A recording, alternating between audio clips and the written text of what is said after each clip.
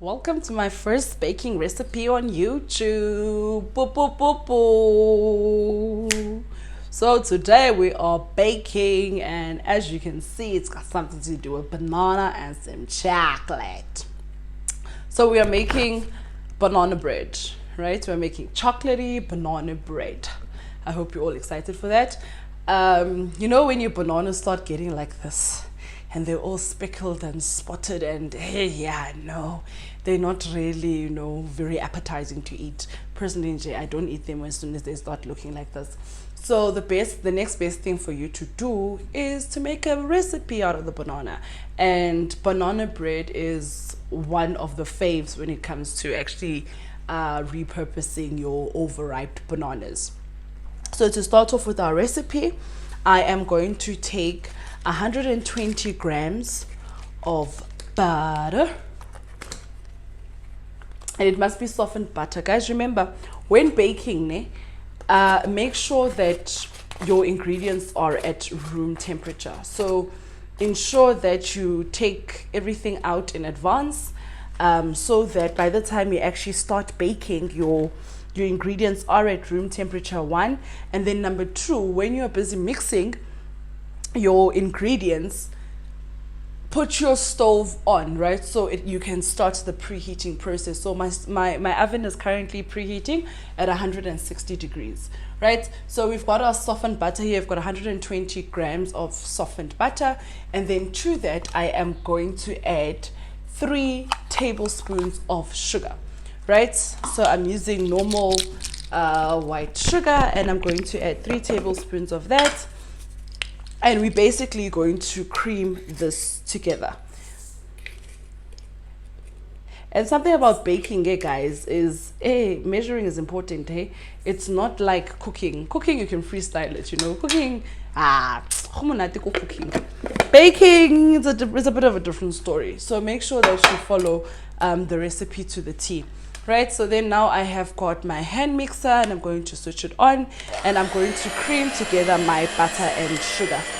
So now that my butter and sugar have been creamed, I am going to take a different bowl.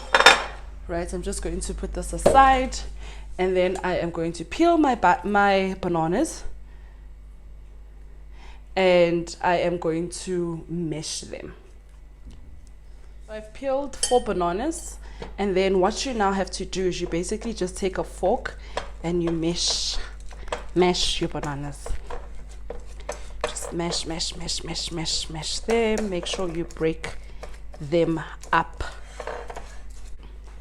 So my bananas have now been mashed, and as you can see, they're like a pasty-like consistency.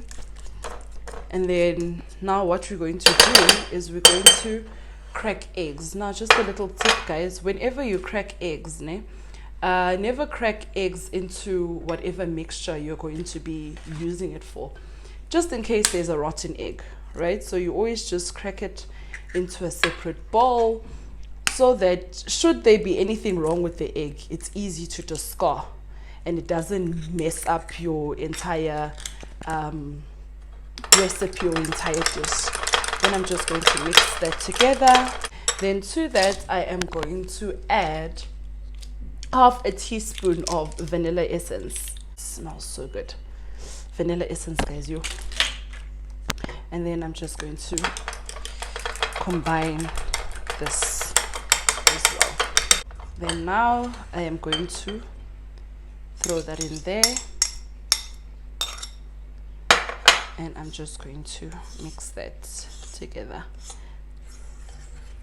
Do it gently, you don't want to spill anything. Once everything is well mixed and well combined, then I am going to add a 1/4 cup of fresh milk. So with baking, you must always make sure that you mix your wet ingredients in one bowl and your dry ingredients in another. So then there's my 1/4 cup of milk, and then I'm going to mix that in again, just to make sure that everything is well combined. Now we're going to take our wet mixture and we are going to put it into the meshed or the creamed butter and sugar mixture we did earlier, and we're just going to combine that together. Let everything, all the wet ingredients are nicely combined. We're going to start with our dry ingredients. We're going to start with our dry ingredients. I am going in with 1.5 cups of flour, cake flour. And as previously mentioned, measuring is very important. Make sure that everything is leveled. Yeah, otherwise what you want and what might come out will not be the same if you do not measure correctly.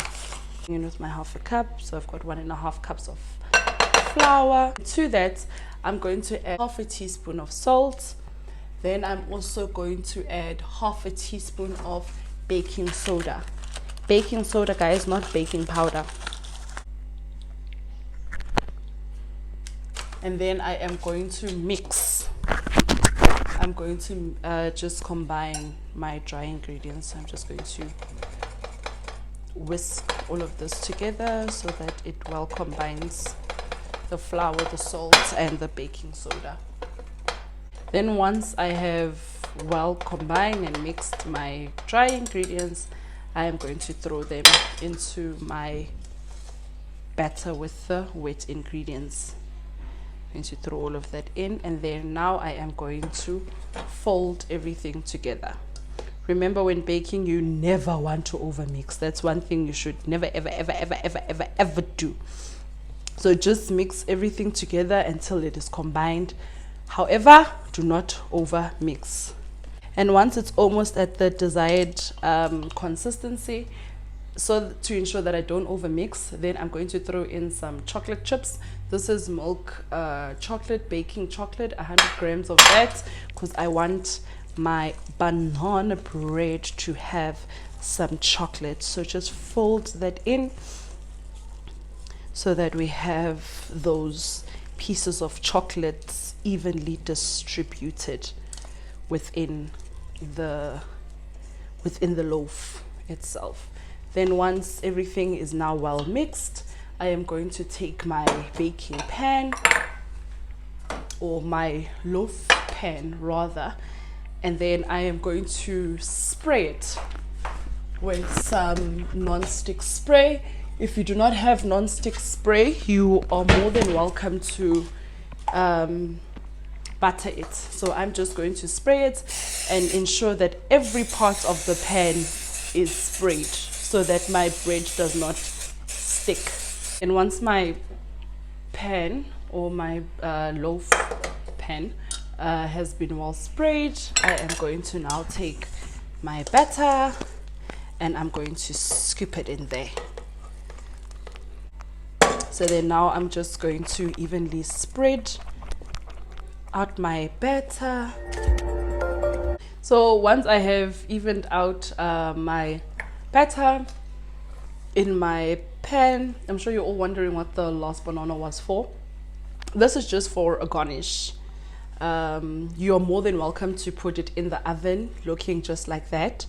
There's nothing wrong with it, but because it's a little extra that this girl is a bit on the extra side, I'm just going to peel my banana and then I'm going to cut it in half.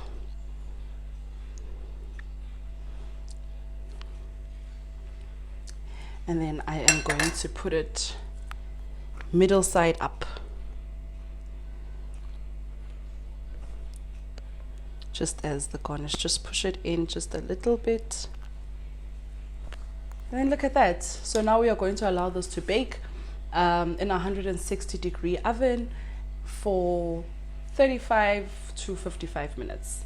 So my banana bread is now out of the oven. And unfortunately, I burnt it a little, as you can see here on the sides. So load shedding was about to hit, so I decided to crack up the heat so that at least by the time we load shed, my loaf is out of the oven. And unfortunately, I burnt it a little, so I'm very sad about that. I'm very, very sad. But anyway, Yeah, guys, if you want to buy me a generator, use what UPS, please, I'm here for it. Hey, no, but anyway, from that, moving forward, just let this cool for 10 minutes before you actually take it out of the baking tin. So I'm just going to leave that to cool a bit. So my loaf is now cooled, and I'm just going to take a small offset spatula, and I'm just going to push the side. As you can see, the sides really are not sticking because of the non-stick spray, but just to make sure that everything does come up when I take it out, just going to run that through. If you don't have an offset spatula, you can obviously use a knife.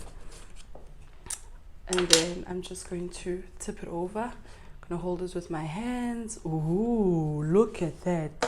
You see, the bottom is not burnt, it's just the top. Look at that. You see the beautiful color on that loaf. Let me just lift it again. See the beautiful color of the loaf. See the chocolate, right? So you've got those chocolate bits in there that have now melted, and then I'm just going to cut it.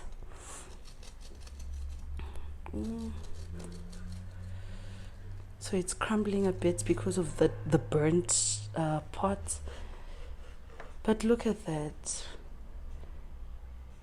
Can you see how beautiful this loaf looks inside? Let me just cut another slice.